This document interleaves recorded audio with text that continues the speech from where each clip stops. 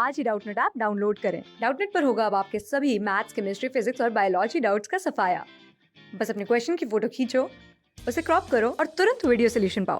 Download now. अब हम करेंगे chapter 5 of NCERT micro economics, market equilibrium. ठीक है, रीड करना हम शुरू करते हैं। This chapter will be built on the foundation laid down in chapters 2 and 4 where we studied the consumer and the firm behaviour when they are price takers. तो ये chapters किस पे बेस है? चैप्टर 2 और 4 कंज्यूमर बिहेवियर वाला chapter, और ये firm supply वाला चैप्टर जिसमें हम फर्म बिहेवियर और कंज्यूमर के बारे में पढ़ते हैं, जिसमें वो दोनों प्राइस टेकर्स होते हैं। In chapter 2 we have seen that an individual's demand curve for a commodity tells us what quantity a consumer is willing to buy at different prices when he takes price as given. तो अगर मेरे पास कुछ price है, ठीक है, suppose यहाँ पे कुछ प्राइस है, तो मेरे को डिमांड कर्व क्या बताता है कि इस प्राइस पे कंज्यूमर कितनी क्वांटिटी परचेज करेगा। The market demand curve in turn tells us how much of the commodity all the consumers taken together are willing to purchase at different prices when everyone takes price as given. तो market demand क्या बताता है हमें? Market demand curve बताता है कि एक price पे सारे के सारे कंज्यूमर्स कितनी क्वांटिटी डिमांड कर रहे हैं। अगर मेरा प्राइस ये है तो ये जो मार्केट डिमांड कर्व है वो बताएगा कि इस प्राइस पे सारे के सारे जो कंज्यूमर्स हैं वो कितना क्वांटिटी डिमांड करेंगे। In chapter 4 we have seen that an individual firm's supply curve tells us the quantity of the commodity that a profit maximizing firm would wish to sell at different prices when it takes prices as given, and the market supply curve tells us how much of the commodity all the firms taken together would wish to supply at different prices when each firm takes price as given. तो हमने chapter 4 में पढ़ा था, अगर मेरे पास एक supply curve है individual का, तो इंडिविजुअल सप्लाई कर्व क्या बताता है कि कितने प्राइस पे कितनी क्वांटिटी डिमांड कर रहा है, कितनी क्वांटिटी सप्लाई कर रहा है एक फर्म।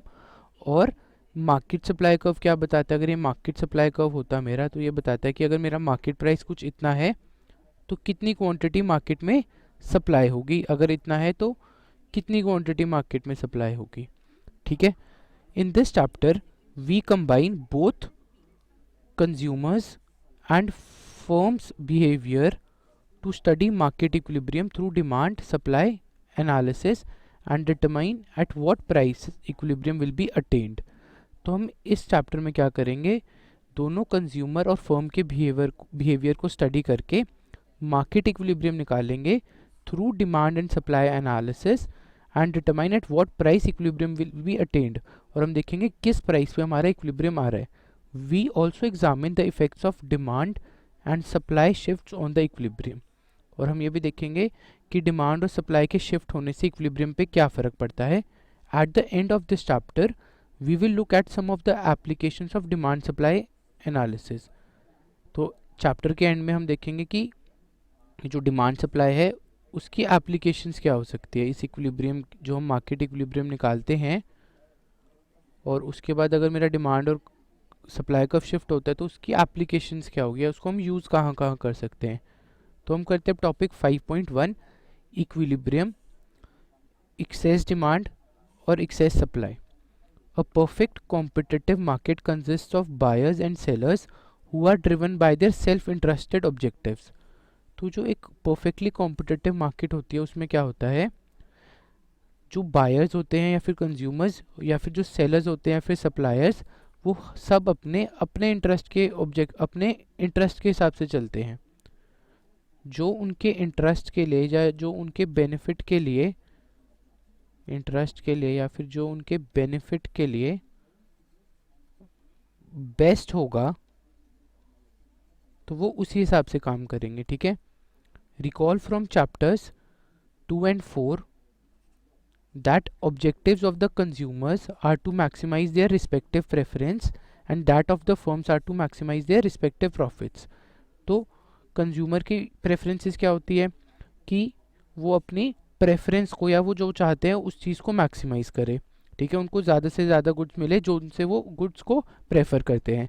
और फर्म्स की क्या प्रेफरेंस होती है, फर्म्स प्रेफर दैट जो उनका प्रॉफिट है वो मैक्सिमाइज हो जाए. Both the consumers and firms objectives are compatible in the equilibrium. तो दोनों के ऑब्जेक्टिव्स, जो फर्म का ऑब्जेक्टिव है कि प्रॉफिट को मैक्सिमाइज करना और इंडिविजुअल का ऑब्जेक्टिव है कि प्रेफरेंस को ऑप्टिमाइज करना या मैक्सिमाइज करना, वो दोनों के दोनों इक्विलिब्रियम में कंपैटिबल होंगे.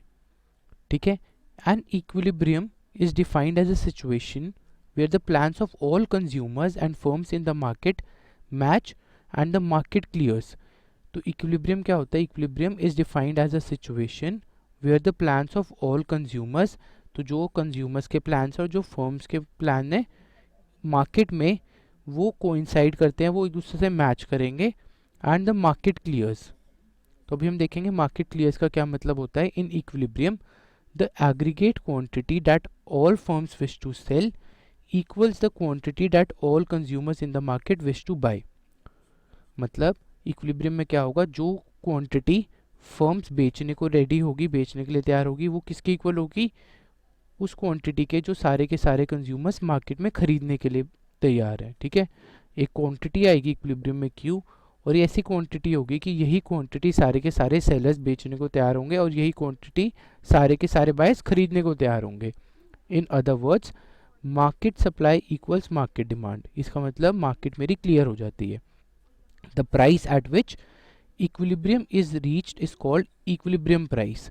तो जो ऐसी क्वांटिटी आएगी उसके कॉरस्पॉन्डिंग कुछ प्राइस भी होगा, उसके कॉरस्पॉन्डिंग जो प्राइस होगा हम उसे क्या कहते हैं? Equilibrium price. ठीक है. And the quantity bought and sold at this equilibrium price is called equilibrium quantity. ठीक है. और ये क्वांटिटी क्या होगी मेरे पास? Equilibrium quantity.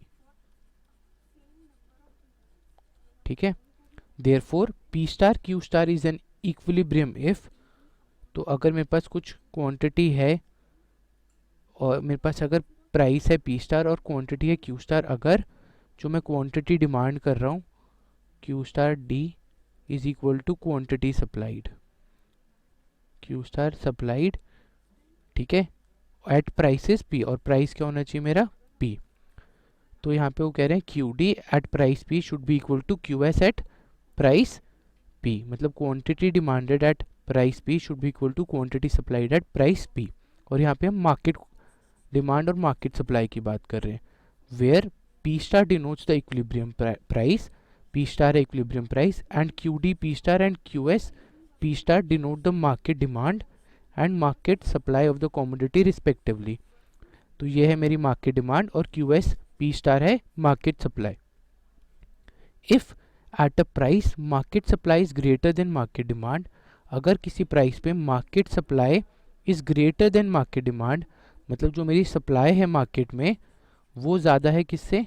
जो मेरी सप्लाई है it is greater than market demand.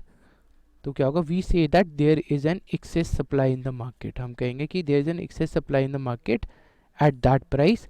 And if market demand exceeds market supply, और ऐसा कुछ केस होता है कि जो मार्केट डिमांड है इट एक्सीड्स मार्केट सप्लाई, तो क्या होगा? It is said that there is excess demand. तो अगर मेरी सप्लाई डिमांड से ज़्यादा है तो हम बोलेंगे एक्सेस सप्लाई है, और अगर मेरी डिमांड सप्लाई से ज़्यादा है तो हम कहेंगे एक्सेस डिमांड है. Therefore equilibrium in a perfectly competitive market can be defined alternatively as zero excess demand zero excess supply situation. तो हम इक्विलिब्रियम को ये भी कह सकते हैं, ना ही मेरे पास एक्सेस डिमांड है ना ही एक्सेस सप्लाई है, या फिर मेरे पास जीरो एक्सेस डिमांड है या फिर जीरो एक्सेस सप्लाई है. whenever market supply is not equal to market demand, जब भी ऐसा कुछ होता है कि market supply is not equal to a market demand and hence the market is not in equilibrium, there will be a tendency for the price to change. तो अगर ऐसी कुछ situation होती है कि market supply या तो market supply ठीक है is greater than market demand, या फिर market demand is greater than market supply, ठीक है, ऐसा कुछ भी होता है तो क्या होगा? जो मेरा मार्केट प्राइस है वो चेंज होगा. There will be a tendency for the price to change. In the next two sections we will try to understand what drives this change. तो हम अपने नेक्स्ट सेक्शन में पढ़ेंगे ये प्राइस में चेंज क्यों होता है। अब हम ये बॉक्स पढ़ लेते हैं। Out of equilibrium behaviour. From the time of Adam Smith economist थे एक, it has been maintained that in a perfectly competitive market an invisible hand is at play which changes price whenever there is imbalance in the market।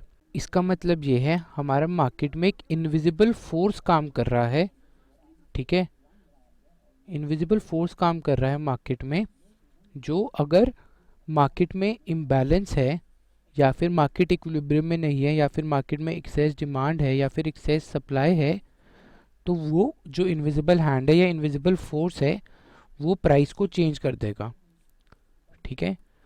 Our intuition also tells us that this invisible hand should raise the prices in case of excess demand and lower the prices in case of excess supply.